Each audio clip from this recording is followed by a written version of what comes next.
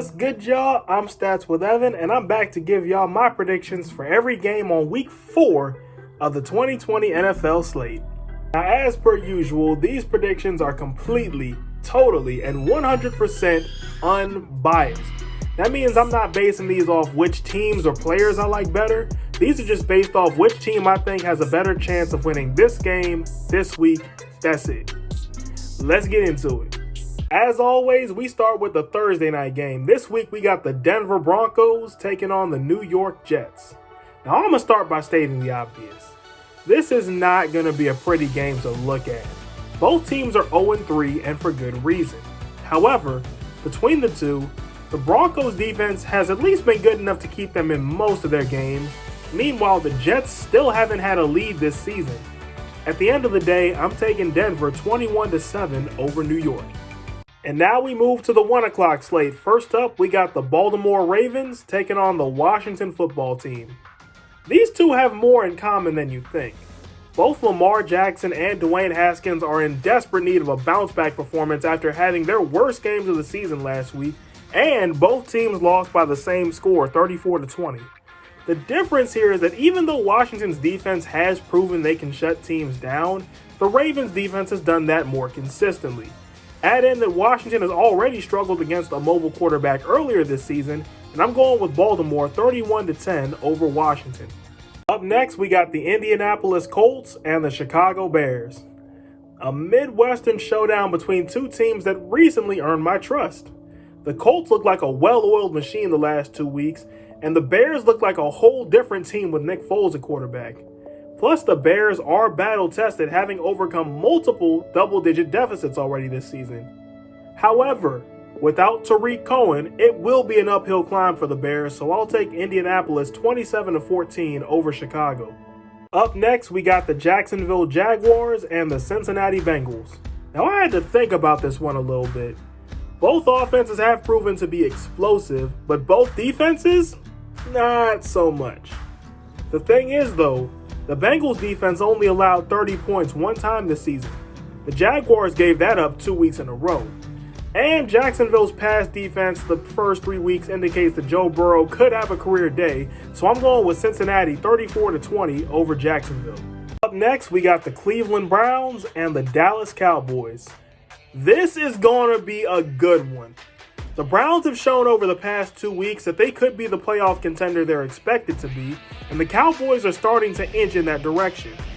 Both offenses have scored 30 points in back-to-back weeks, and both teams have proven that they can win in a shootout. The difference is, the Cowboys have allowed a league-worst 77 points over the last 2 weeks. So for this reason, I'll make this my upset of the week and take Cleveland 38-35 over Dallas. Up next, we got the New Orleans Saints and the Detroit Lions. Now, the Lions pulled off the biggest surprise in the league last week with their win in Arizona, but now the question is, can they be consistent? Meanwhile, the Saints have looked decent-ish, but it's still clear they miss Michael Thomas.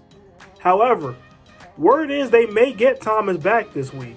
The Saints defense isn't really the best in the league, which will make for a fairly high-scoring game, but I'm going with New Orleans 27-21 over Detroit. Next, we got the Seattle Seahawks and the Miami Dolphins. This one's intriguing, but I think I know where I'm going. The Dolphins looked pretty impressive last week, but they've consistently been playing from behind against playoff-caliber opponents like the Seahawks. Plus, even though Seattle's defense is injured, the Seahawks have shown that they can win games multiple ways, including a shootout if necessary. Simply put, I'm going with Seattle 31-20 over Miami. Up next, we got the Los Angeles Chargers and the Tampa Bay Buccaneers. This one should at least be somewhat competitive, but here's where I'm going. The Bucs offense has been consistent, and so has the Chargers defense. But when we flip to the other side, we see the Bucs defense has also been consistent, while the Chargers are struggling to score. LA is 29th in the league in scoring offense. With all this considered, I'm going with Tampa 24-10 over LA. Up next, we got the Arizona Cardinals and the Carolina Panthers. I had to do a double take and look at the score twice when I saw these two play last week. The Cardinals showed some vulnerability against the Lions, and the Panthers actually looked like the better team when they went to LA. However, I don't think I can count on either team to duplicate last week's performances, so I'll go with Arizona 31-10 over Carolina.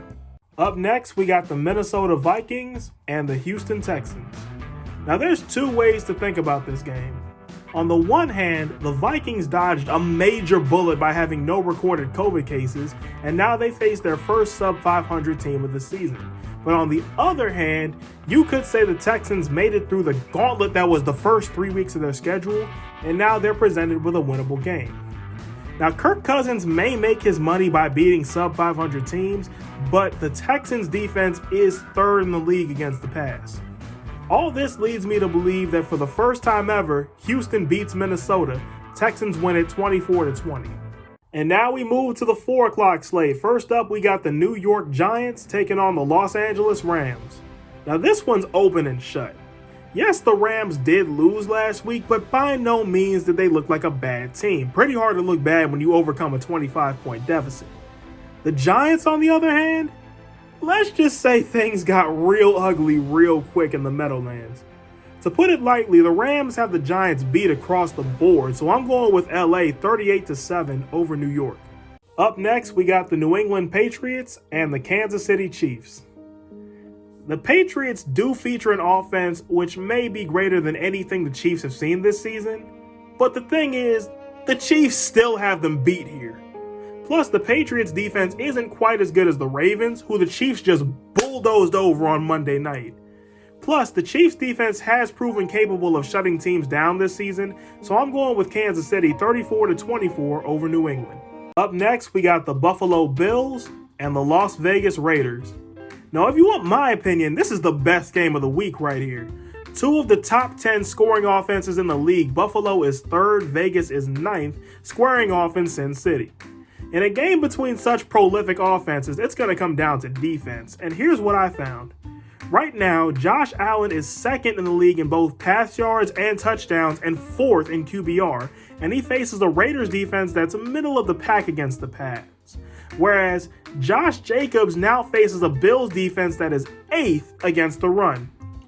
I trust the Bills defense more to get the stops they need, so I'll go with Buffalo 38-35 over Vegas.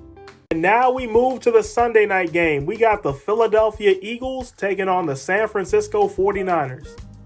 Well, you know what they say, man. When it rains, it pours. And that rings true for both teams. The Niners have been absolutely bombarded by injuries, but luckily, that blow was softened by a soft schedule. The Eagles, on the other hand, haven't been so lucky. Philly's been ravaged with injuries too, but the difference is the Niners have been able to capitalize on the opportunities they've still had. The Eagles, they haven't. And you have to wonder how much longer this can go before it costs them their season, if it hasn't already. At the end of the day, I gotta go with San Francisco 34-13 over Philadelphia. And last but not least, we got our Monday night game. This week, it's the Atlanta Falcons taking on the Green Bay Packers. Well, I hope y'all enjoyed last week's Monday night game because this one won't be anywhere near as appealing. The Falcons rank last in scoring defense, and the Packers rank first in scoring offense. Not much else needs to be said. Green Bay rolls in this one 42-10 over Atlanta. Well, that's my predictions. Which ones do you agree on? Which ones do you disagree on? Let me know in the comments, and until next time, I'm Stats with Evan, and I hope you have a 100% day. Enjoy the games, y'all.